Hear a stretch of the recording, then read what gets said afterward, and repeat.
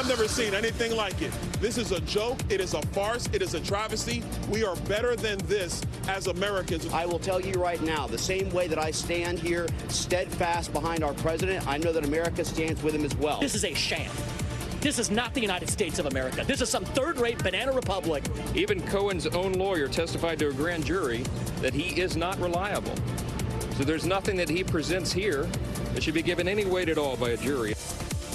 It looks like if Trump can't get on that campaign trail, well, the campaign trail comes to him at the courthouse where he's on trial over that hush money payment to adult film star Stormy Daniels, all as the prosecution's star witness, Micael Cohen, gets grilled on the stand.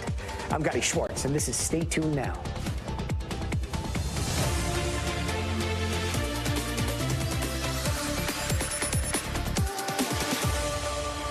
Now let's start with that Micael Cohen testimony because it got heated over and over. Trump's defense team attacking Cohen's credibility, painting him as a liar and a convicted felon.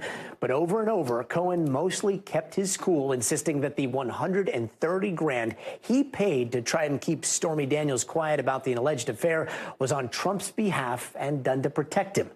NBC News correspondent Von Hilliard has more. Gadi, look, Micael Cohen is the marquee witness that we're talking about here.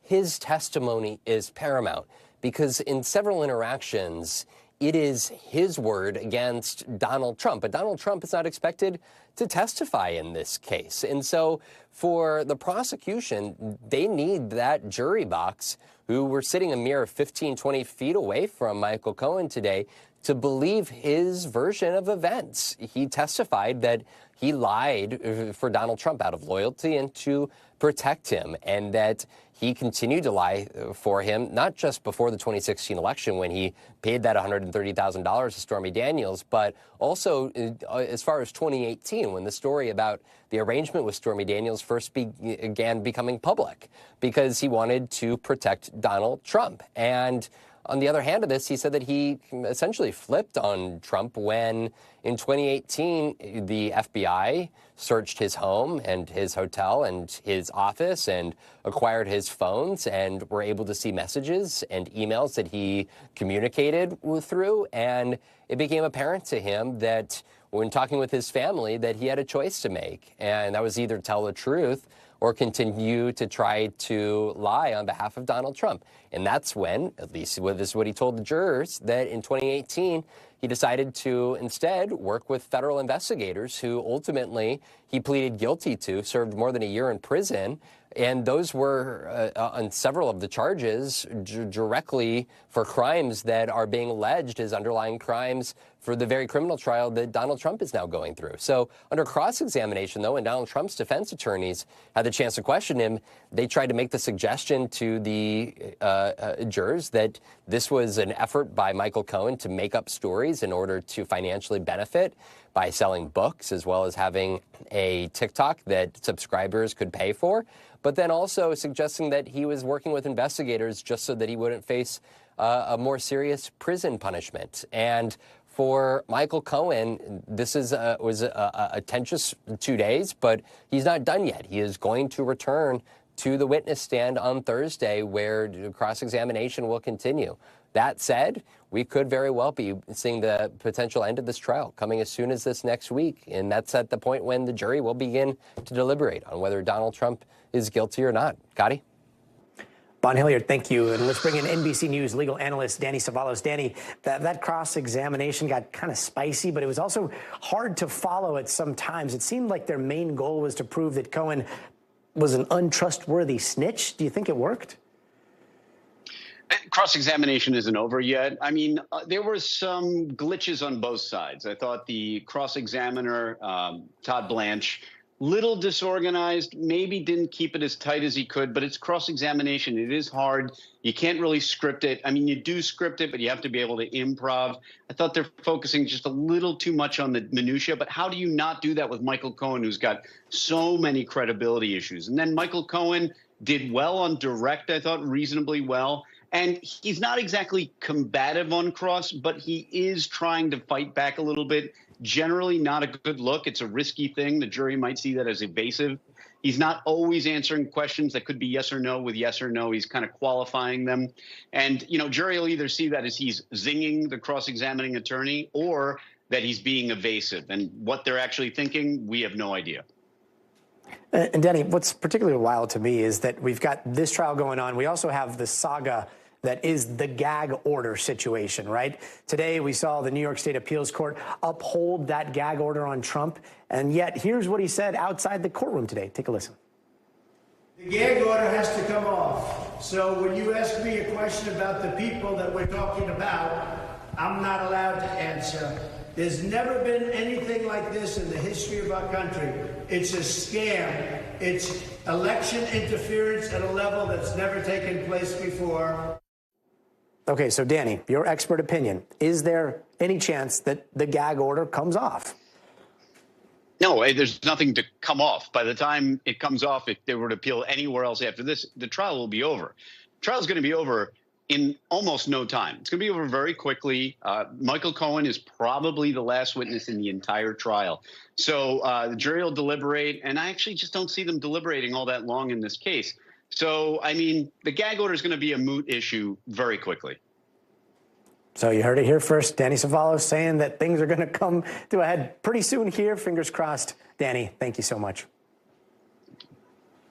Meanwhile, in Florida, a bus crash killed 8 people and sent about 40 others to the hospital. Now, this happened around 6:30 this morning.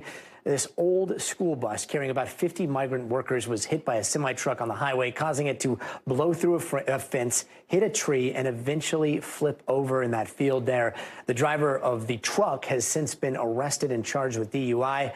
Florida Highway Patrol says they have launched a massive traffic homicide investigation to figure out what went wrong. But people who live nearby say that highway itself might also be a problem. It's kind of crazy that 8 people have lost their lives, but this road seems to have a lot of traffic incidences, and over the past several years, it's been even worse. And NBC News correspondent Sam Brock joins us now live. Sam, so we just heard from that woman saying the road could be a problem, but we also know that this looks like a suspected DUI. Do we have any indication as to which way the investigation is headed? So there's a number of components. Obviously, the weather, Gadi, is another one of them. We've been going through a patch of severe weather. But yes, the DUI-related charges definitely makes your eyebrows raise a little bit. But also, this road right here, you're going to see cars coming right now. They're flying down this street. It's a state road at like 50 to 60, 70 miles an hour. There's 2 lanes, and there's no barrier between them. It is entirely possible, as we talk to some of the residents here, that just the layout here was a hazard. Earlier today, 6:30 in the morning, as you said, there was a pickup truck that, according to police, veered into the center of the road, State Road 40, and clipped a bus going in the opposite direction. And, Gadi, this was really disconcerting for a number of reasons, of course. But that bus looks exactly like local school buses that we saw driving around Ocala. So initially, there was concern and confusion. It might have been kids involved. Later, we found it was a retired school bus with 50-plus migrant workers on it, just going to a local watermelon farm. Again, early in the morning, just trying to do their job, and now tragedy strikes. 8 people are killed, and another half dozen plus are fighting for their lives even now. That's the latest that we've heard from the local hospital system, and people here just want some answers. A lot of these folks are trying to connect with their families, but the reality is most of them are Mexican nationals, so it's not clear. The Mexican consulate saying that it could be a process right now just to reach loved ones. The notification process was also very difficult for law enforcement, just trying to tell moms and daughters and brothers and sisters that these 8 people had died, and certainly 7 others right now in critical condition. That is the layout of what happened today. It was only within the last hour or so, Gadi, that they actually removed the bus and also the pickup truck that was in a ditch here right over my shoulder where I'm standing now. You're looking at an empty farm and just a little bit of debris over my shoulder. But other than that, you wouldn't even know that something had happened here. But we do, that there were 8 fatalities, and police believe that number is almost certain to rise, Gadi. Heartbreaking. And Sam, do we know the conditions of the 40 other people that were taken to the hospital? So we do know that of the 40, the majority of them were released without incident, and they're going to be okay. That's the good news. But there are 7 people that are considered to be in critical condition and 3 others that are in stable condition right now. And I would add, as for the driver who has been charged with this DUI manslaughter, 8 counts of it right now, and we'll see if there's more fatalities, if that could change as well. But he had a lengthy record that included fleeing the scene of a crash, grand theft auto, driving on a suspended license multiple times. So all of these previous indiscretions and now this situation here, and you just wonder, could something like this have been prevented? Yeah, such a tragedy. Sam, thank you. And we are getting a little more insight tonight on what led to that deadly bridge collapse in Baltimore. A preliminary report released just a little while ago by the National Transportation Safety Board revealed that the Dolly container ship lost power twice, just minutes before it slammed into the Francis Scott Key Bridge back in March. This made it hard for the ship to steer away from the bridge, and that ultimately led to the collapse that killed 6 migrant workers. NBC News' Ryan Nobles has more on what we're learning from that report.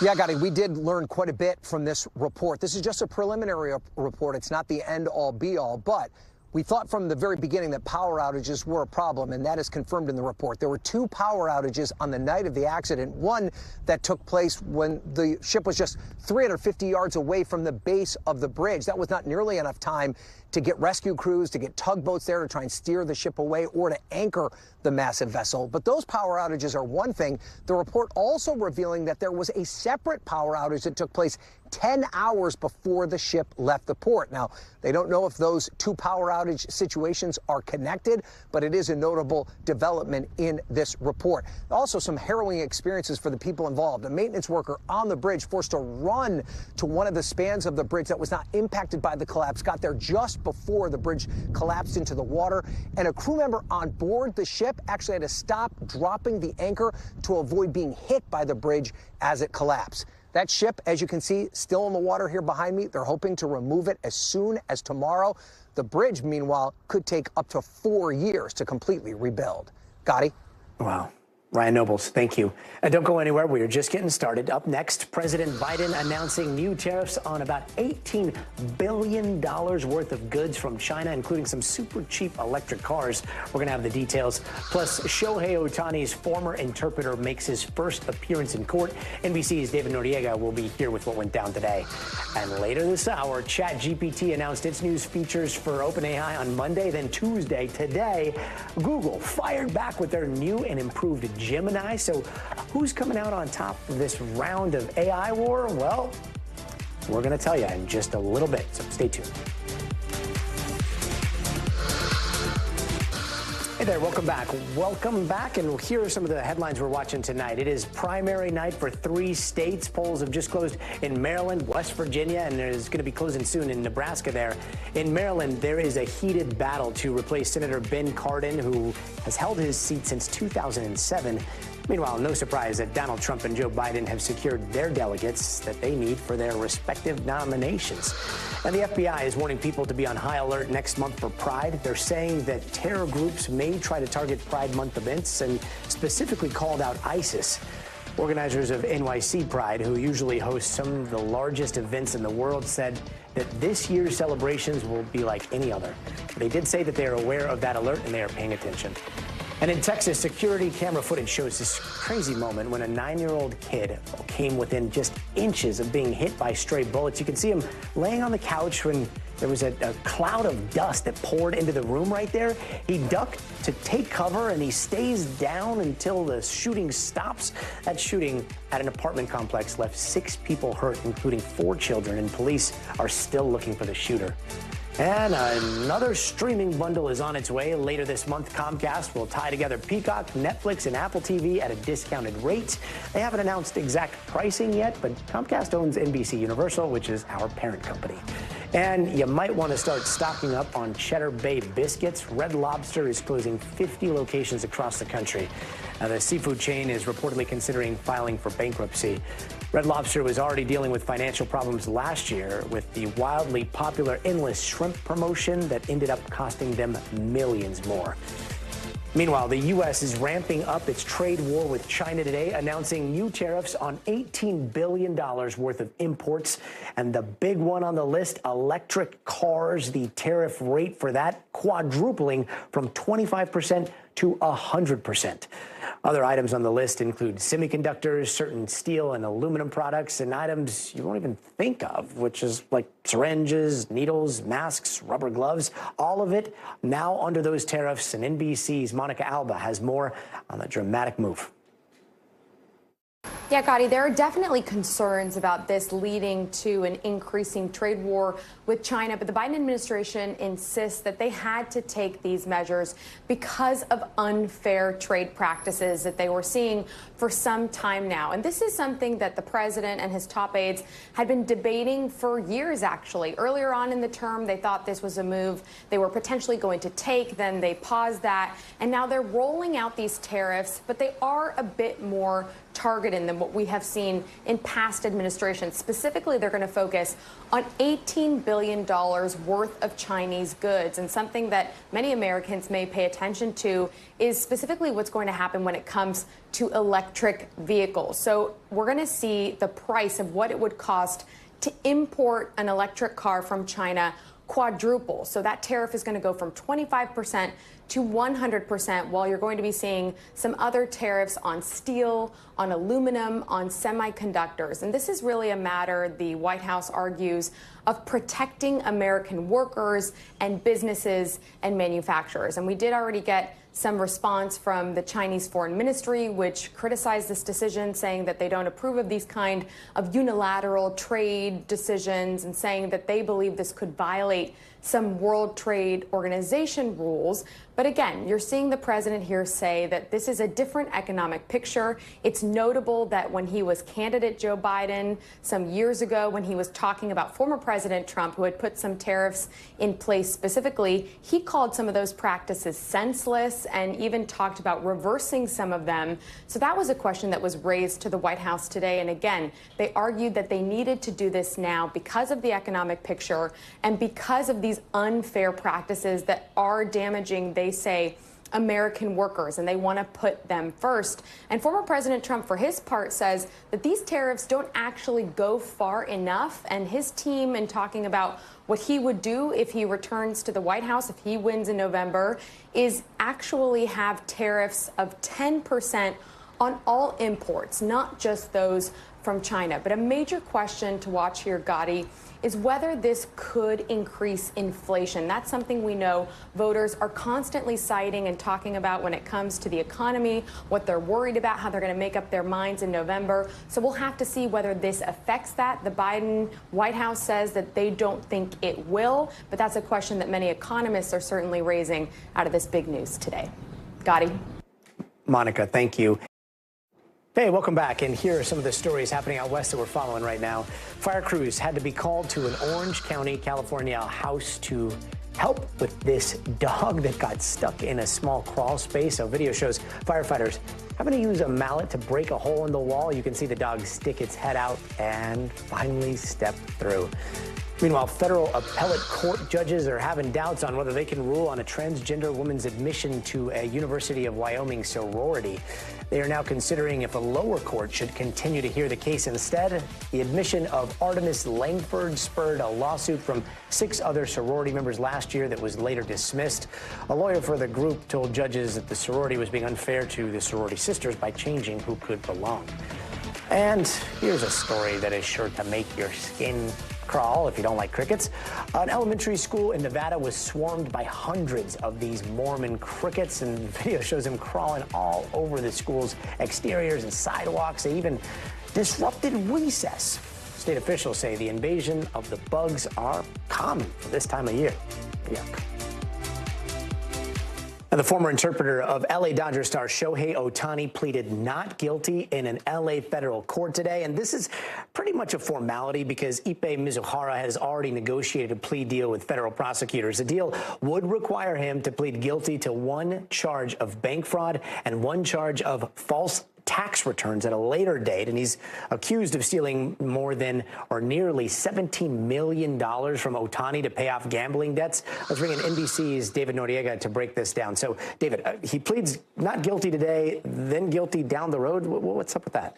Yeah, it's an odd wrinkle of the federal justice system where magistrate judges hear the arraignment hearing in a federal case, but magistrate judges do not have the authority to admit guilty pleas. They can only admit not guilty pleas, which is weird because a lot of federal cases end in plea deals. So a defendant like Mizuhara has to plead not guilty just in order to schedule the future hearing before an actual federal judge who is authorized to hear the guilty plea. But the guilty plea is there. Both Mizuhara's attorneys and prosecutors have said that the agreement has been made. That's why the basic facts of the case are not in dispute. You know, we know that Mizuhara allegedly stole close to $17 million from Ohtani, that he spent about 2 years in the throes of what appeared to be a very serious gambling addiction, making an average of 25 illegal sports bets per day. He won hundreds of millions of dollars, but also lost hundreds of millions of dollars to the point that he was $41 million in the hole, so even the $17 million that he stole from Ohtani was not enough to dig him out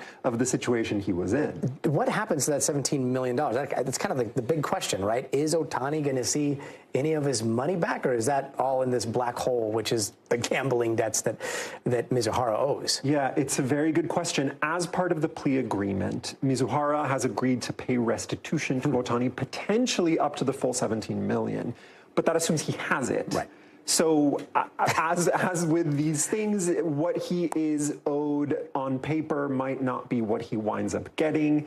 The total amount might change over time. Ohtani will almost certainly see a significant loss as a result of this. Last thing I'll say, it's important to note, prosecutors have publicly pretty much cleared Ohtani in this. They say that there is no reason to believe he was aware of what Mizuhara was up to. This all happened behind his back. The relationship was so close that Mizuhara was able to pretty much impersonate him multiple times, had access to his bank accounts, and was able to do this without Ohtani noticing, which might seem weird to you or me, but you know, Ohtani's record-breaking contract was such that he was just dealing with so much money that he just did not even see this happen. But still, $17 million from a close friend. Mm-hmm. David, thank you. Anytime. And another round of severe weather is rolling through the southeast tonight, leaving millions from Tennessee to northern Florida at risk. And this comes after at least 3 people died in Louisiana overnight during severe storms there, including a pregnant woman and her unborn baby. Tornadoes brought down trees and power lines, even flipped over cars there and ripped up entire buildings. Another person was killed in Mississippi, and right now, about 13 million people are at risk of possible tornadoes, hail, and damaging winds. NBC News meteorologist Bill Cairns joins us now with how conditions are looking tonight. Hey there, Bill. Good evening to you, Gadi, and we are watching severe weather isolated tonight. This isn't like the widespread outbreaks that we've been dealing with over the last couple of weeks. We have a couple areas of concern, and one's actually going to develop in the middle of the night. It hasn't even started yet. So the first area where we're watching thunderstorms now is from Nashville to Huntsville, and all of these storms are going to be treading towards Chattanooga and Knoxville and northern portion of Georgia, including Atlanta, later on this evening as we head towards even midnight. This area of Florida, this isn't even going to start until maybe 3 or 4 a.m., and then those storms will sag southwards as we go towards the morning rush hour. So that's going to be a completely different scenario than what we're seeing now. And you notice Florida is relatively calm. There's even just some clouds that are going to drift on through. But you notice we do have this line of storms and the severe thunderstorm watch here in areas of Tennessee. So we'll track that. Isolated damaging wind and also maybe a little bit of hail. That's the big story there. Then tomorrow, I mentioned those storms in Florida. They're going to continue right through the day. They're just going to push southwards. So from Tampa to Orlando, you're in that slight risk. And then late tomorrow afternoon, we could see some large hail with some thunderstorms popping up in areas of North Texas, Oklahoma, maybe some isolated spots there in Kansas. And the issue with Florida, some of these storms may get a little bit of rotation. Doesn't look like a tornado outbreak. We may have none, but we also could see just a few tornadoes. And when we're talking about highly populated areas like Sarasota to Clearwater to Tampa, the I-4 corridor to Orlando, there's a lot of people in the way of these storms tomorrow morning. And the fact that they're hitting at a little unusual time early in the day could make it a little dangerous. As far as rainfall goes, this is going to be a story as we head towards the weekend. I mean, look at how much rain has fallen just in the last couple days. So many areas, 4 inches, 6 inches in Mobile.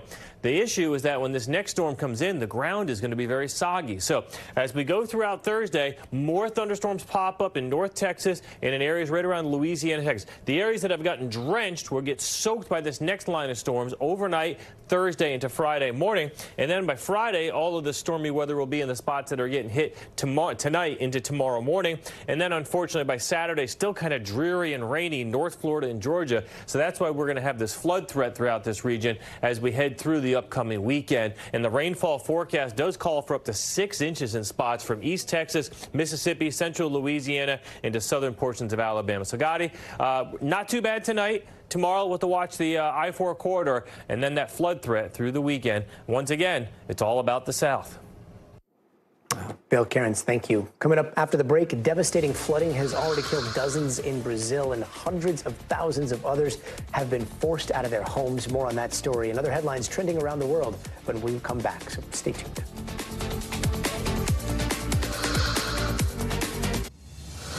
Hey, welcome back. Let's take a quick look around the world. U.S. Secretary of State Antony Blinken showed up in Ukraine today. This surprise visit to Kyiv comes as new American weapons are on the ground there, and Blinken says that military aid is going to make a difference on the battlefield. This comes as Russia has been slamming the northeastern part of the country with a new offensive. And a massive billboard collapsed in Mumbai, India, killing 14 people. This sign fell on a gas station, just flattening and crushing cars there. It happened as raging thunderstorms and high winds swept through the area last night. Rescue operations continue today, and around 75 other people were hurt. And there is a massive manhunt going on in France right now. A group of attackers shot and killed 2 prison officers, busting an inmate out of a van that you see on the video there. Now hundreds of police are searching for the armed group, and police say they are armed with what they call heavy weapons. And off the coast of Morocco, a pod of orcas sunk a sailing yacht in the Strait of Gibraltar. People on board reported feeling sudden blows to the boat, and that's when water started to seep in. A nearby oil tanker, fortunately, was nearby, rescued the 2 people on board, and as we've covered in the past, this seems like it's becoming a common theme as a bunch of other ramming incidents have been happening there in the last few years. Meanwhile, in the Middle East, Israeli troops have been on the move, and some are suggesting that a military operation in Rafah might happen sooner than we think. And all of this is happening as the U.S. repeatedly warns Israel against that. NBC News international correspondent Raf Sanchez has more. 2 American officials tell NBC News the U.S. has picked up signs of Israeli troop movements that could indicate Israel is preparing for that long-feared all-out assault on the city of Rafah in southern Gaza. Now, these officials say it does not appear at this point that Israel has made a final decision, but the United States has repeatedly warned Israel against a large-scale ground operation in that city where more than 1 million Palestinian civilians are sheltering. Israel began an operation in Rafah last week. It started out as a relatively limited tactical operation near the Egyptian border.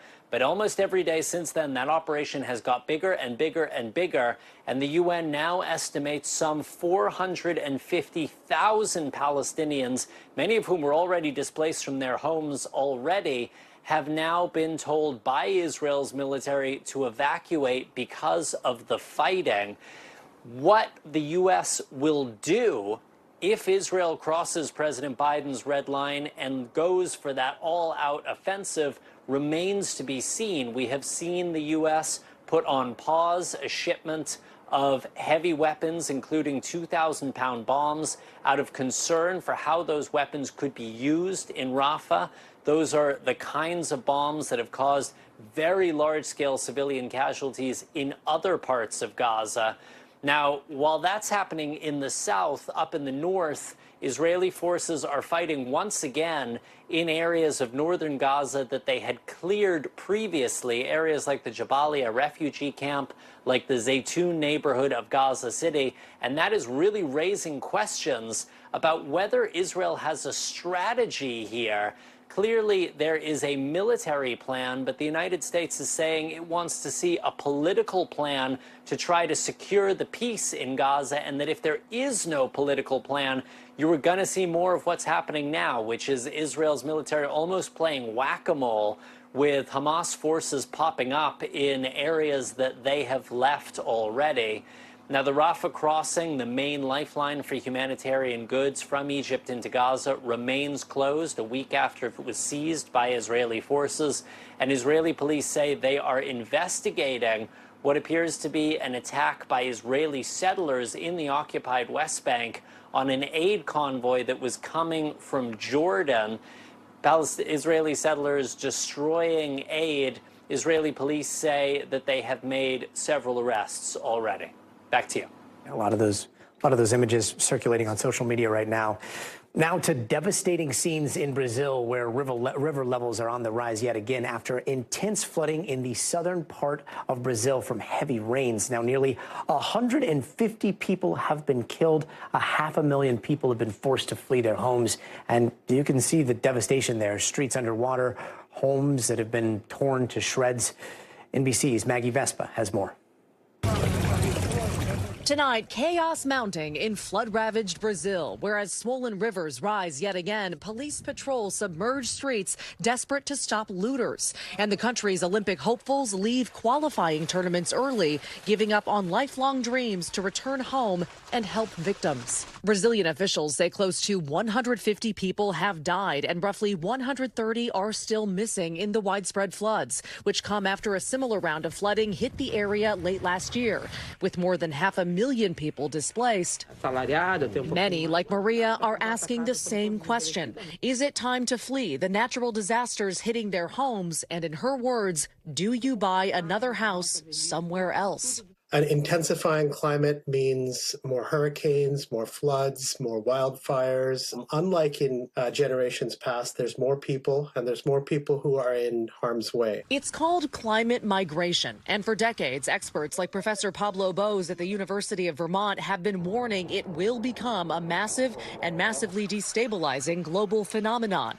Now, amid the worsening floods, tornadoes, and wildfires of our man-made climate crisis, these warnings are coming to fruition, with the UN predicting climate fears will force 216 million people across 6 continents to move within their countries by 2050. This is also something that affects us much, much closer to home. In the U.S., one study estimates that in the past 2 decades, 3.2 million Americans have already moved from areas known for flooding, like parts of Florida and Texas. Climate change is equal opportunity. It hits all sorts of places and it hits all sorts of people. It's not equal opportunity in terms of who feels the effects the most. It's overwhelmingly marginalized communities, indigenous populations. Among the daunting questions officials face, what this trend will mean more broadly. The White House warning in a 2021 report mass climate migration could induce political instability and pose risks to food and water security. Experts pleading with officials to focus not only on the impacts, but also to zero in on root causes of this man-made crisis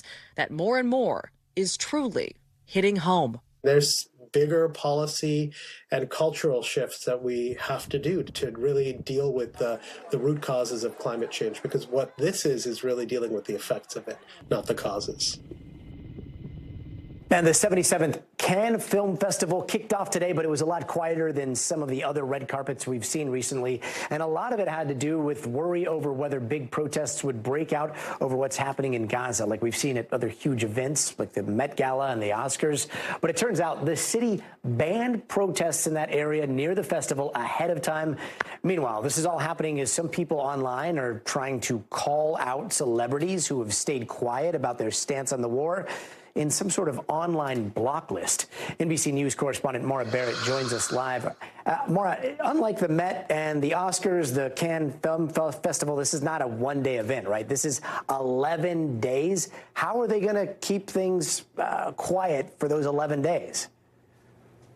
Yeah, it's a big range to really get a handle on, and that's why we've seen such intense planning go into this surge where they're really trying to protect from protests. Originally, Cannes was going to allow Arab filmmakers to wear pins in support of Palestine, just small little pins on their outfits to show their support, just a small form of protest. They've now rolled that back and even banned that, and so they're looking to kind of get ahead against anything that could possibly happen. They're putting in private security for their hosts. They've also added AI security gates to add that extra layer.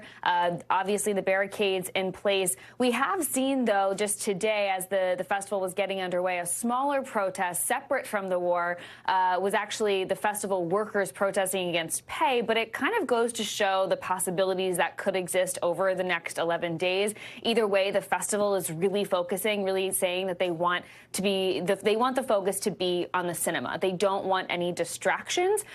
But again, 11 days is a long time to have a handle on some of those things, and so we'll have to see how it plays out, Gadi.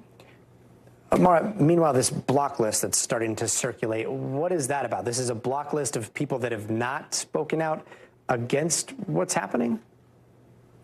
Yeah, so this seems to originate during the Met Gala when an influencer who was all dressed up for the event posted a video lip-syncing the words, "Let them eat cake," alluding to Marie Antoinette. And it seemed really tone-deaf to a lot of people, especially as there was so much criticism about the event going on with the elite, the celebrities celebrating while the war was going on. They said a lot of people saw it as insensitive. And so in a fitting sort of pushback, fans online have deemed this digital guillotine. They want to cut off any success for the celebrities that they say they've helped elevate. Fans saying that they've created these platforms for them. And so they're calling on a bunch of big celebrities like Kim Kardashian, Beyonce, putting them on this list and putting pressure on them to speak out against the war. And they want them to show their support for the people that have died in Gaza specifically. And so realistically, Beyonce has lost 180,000 followers. Kim Kardashian has lost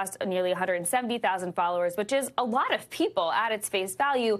But for celebrities like these who have hundreds of millions of followers, it's kind of not a huge dent. But there are other cases in which Lizzo and other influencers have spoken out since the pressure was put on. And so a lot of people, fans on social media, are saying that this pressure is a movement that's working. So it's kind of an interesting thing to come out of these protests that we've seen, Gadi. Yeah, and hard to track, I guess. Mara, thank you. And tonight in the future of everything, we start with a new TikTok lawsuit. 8 TikTok creators today are suing the U.S. government over that law that Biden signed last month, arguing that the seller ban law violates the free speech rights of 170 million users nationwide. Now, some of those suing are popular TikTokers with millions of followers, all who argue that the platform gives them a, quote, unique and irreplaceable means to express themselves and form community. This comes a week after TikTok itself sued the U.S. challenging that same law. And in the latest on Boeing's first Starliner mission, which we've been watching closely here, Boeing has announced yet another delay for liftoff. Well, last week's delay was due to a valve issue. This time, the company is citing a helium leak. And NASA and Boeing are saying that they're going to try to fix that before the next possible launch window, which is next Tuesday, the 21st. And now, when it comes to the AI wars, we have seen a very, very wild 2 days. In one corner, we've got the upstart OpenAI ChatGPT crew rolling in with another bombshell AI demo right before Google's latest product hype party this morning. Take a look.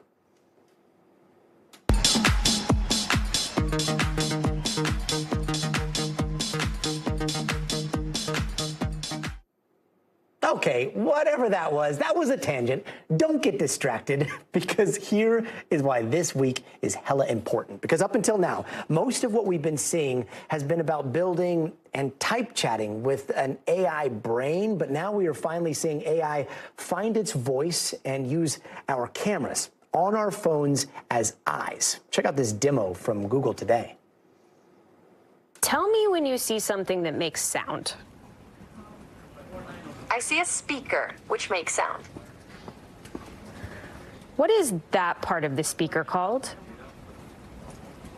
That is the tweeter. Do you remember where you saw my glasses? Yes, I do. Your glasses were on the desk near a red apple. And our friend at CNBC, Deirdre Bosa, joins us now. Deirdre, you were at that Google event today. There's a ton to talk about, but I'm hoping that we can dive super deep into this whole Astra stuff. What the heck did we just see in that video? I love Project Astra as well. It was such a fascinating moment. And at the Shoreline Amphitheater, where there was, over 1,000 developers, there was a cheer when that video was displayed, because what we just saw is an AI agent that can converse, rationalize, remember, even show emotion. And it comes just a day after OpenAI's demo that showed similar capabilities. So in this sense, Gadi, we're moving out of the age of AI chatbots, something that you just type to and it gives you an answer, to AI agents or assistants that can actually respond to you in real time. But of course, sometimes Google releases these products or shows them off, and they're not actually available for some time. So I asked CEO Sundar Pichai, sat down with him exclusively in an interview, how that was going to be rolled out. This is what he said. Project Astra is something we are working to bring to Gemini, but we'll do it sometime this year. It will be quality driven, just like with Google Lens. We are going to test it out, give it to more people, but then roll it out widely. That's what we did with search, and so we know how to do it and scale it up. So, Gadi, if you're interested in trying it out for yourself, he says that by this time next year, by Google I/O 2025, he hopes to have that rolled out widely to Google's billion-plus users.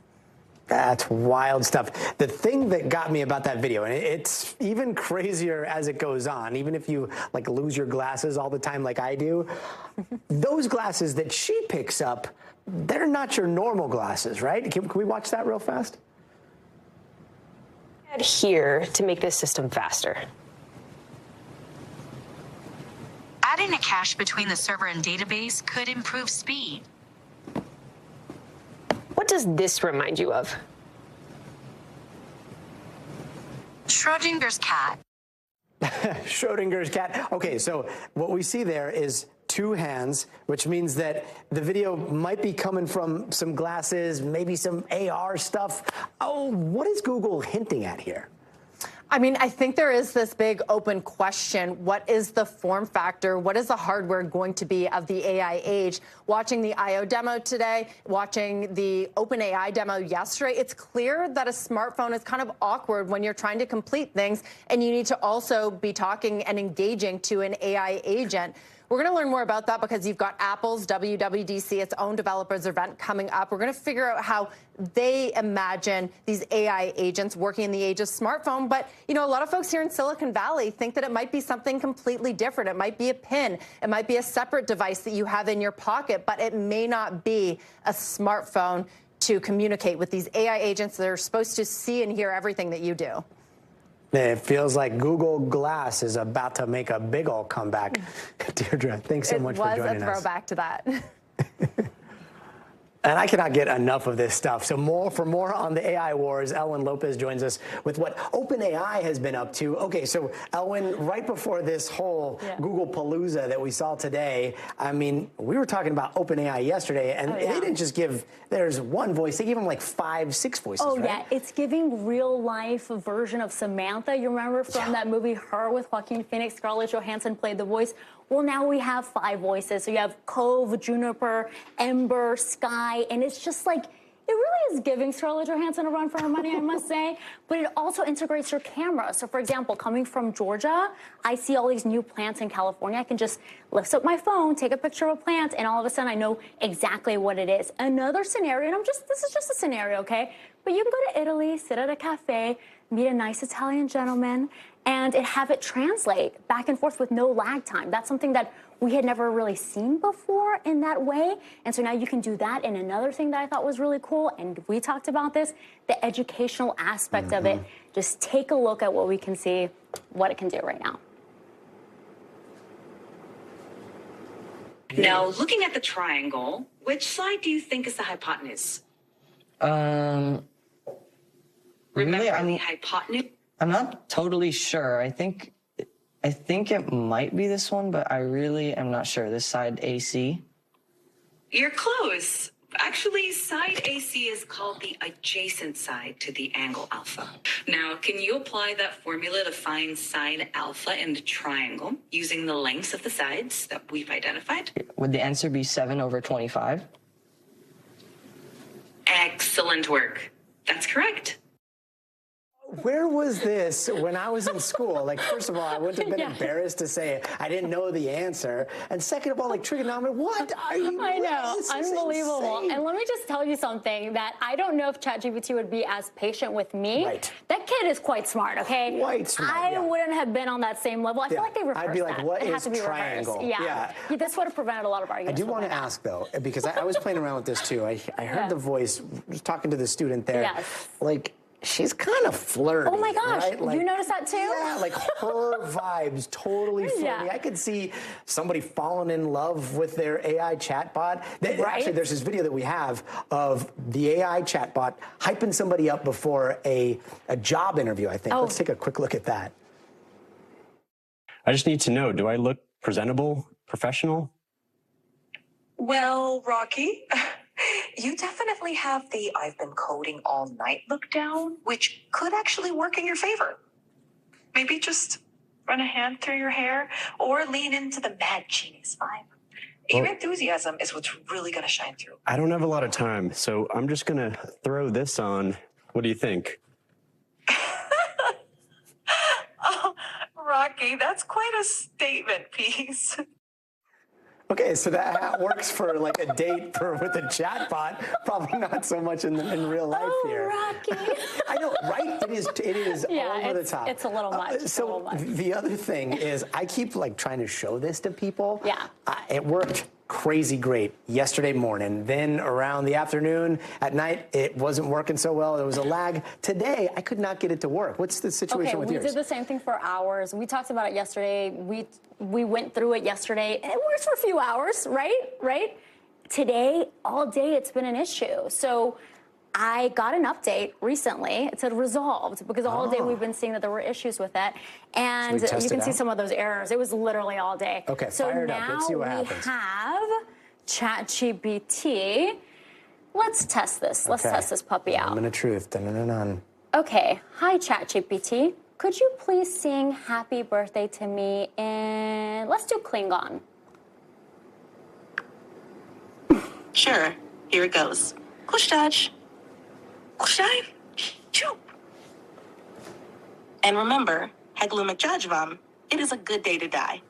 Oh, it's a good day to die. I don't know how your Klingon is. Sounded great to me because clearly I am fluent in that. Oh, I thought you were. Yeah, thank you. You're not? That's for me. No, thank you. Thank you very much. I don't know if it's your birthday either. Happy Definitely birthday. not my birthday.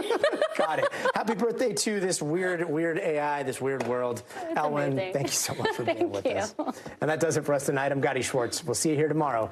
But until then, stay tuned now.